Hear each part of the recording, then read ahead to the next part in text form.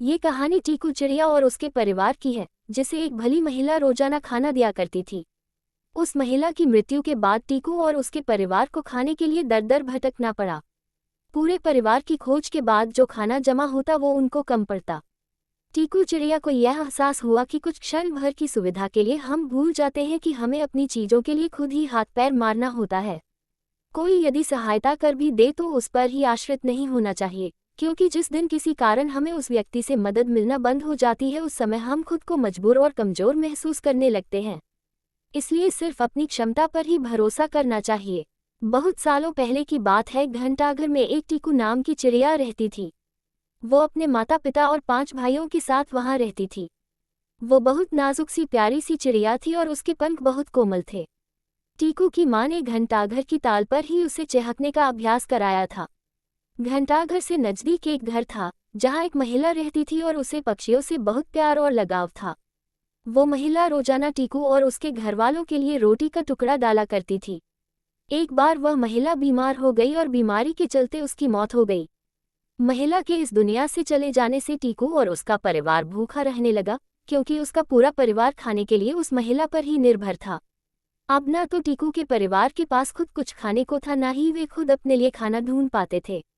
दिन पर दिन भूख से टीकू के परिवार की हालत खराब होने लगी। टीकू के पिता ने कीड़ों का शिकार करने का फैसला किया और बहुत मुश्किलों से उन्हें 3 कीड़े मिले, लेकिन इतने बड़े परिवार के लिए ये खाना बहुत कम था।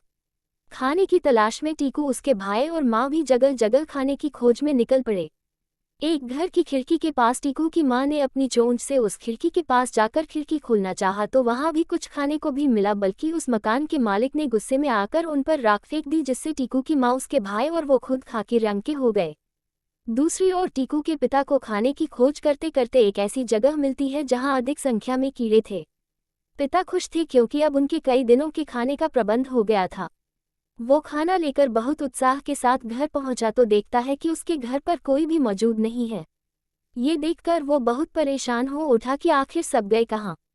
जब टीकू चिड़िया अपनी माँ और भाइयों के साथ घर वापस लौटी तो टीकू के पिता अपने परिवार के ही लोगों को नहीं पहचान पाए और टीकू के लाख समझाने के बाद भी वो नहीं माने और गुस्से में उन्हें वहां से निकल जाने के लिए कहा।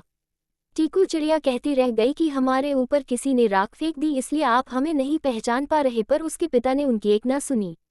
पिता को समझा कर अब सब निराश हो चुके थे और हार मान चुके थे, लेकिन टीकू चिड़िया ने हार नहीं मानी। वो अपनी माँ और भाइयों को तालाब लेकर गई और सबसे पानी में जाकर नहाने के लिए कहा, जिससे उनके शरीर पर लगी राख साफ हो गई और सब अपने पहले रूप में वापस आ गए। टीकू के पिता को अपने किए पर पछतावा हुआ और उन्होंने टीकू समेत उसकी माँ और अन्य बच्चों से माफी। एक भूखी चिड़िया की नैतिक कहानी क्या है? इस कहानी की नैतिकता ये है कि यदि आप हमेशा दूसरों पर निर्भर रहेंगे तो विपत्ति आने पर आपको कठिनाई का सामना करना पड़ता है। यदि खुद के सामर्थ्य पर ही भरोसा होगा तो समय आने पर आप अपनी सहायता स्वयं कर सकते हैं। 2 पक्षियों से प्रेम करने वाली महिला की मृत्यु हो जाने से टीकू को क्या सबक मिला? टीकू चिड़िया को रोजाना खाना देने वाली महिला की जब मृत्यु हुई तो टीकू के घर में खाने का अकाल पड़ गया। टीकू चिड़िया को एहसास हुआ कि वो उस महिला पर कितना निर्भर थी कि उसने ये कभी सोचा ही नहीं कि अगर उसे यह खाना नहीं मिला तो वो अपना और परिवार का पेट कैसे भरेगी। इस कहानी का तात्पर्य यह है कि कोई आपके लिए कुछ करता है तो आप खुद को उसके भरोसे पूरी तरह न छोड़ दें, क्योंकि जिस दिन वो व्यक्ति आपके जीवन से गया आप खुद को असहाय महसूस करने लगते हैं। हमेशा खुद को हर अच्छी बुरी परिस्थिति के लिए तैयार रखें और मुश्किल समय आने पर हिम्मत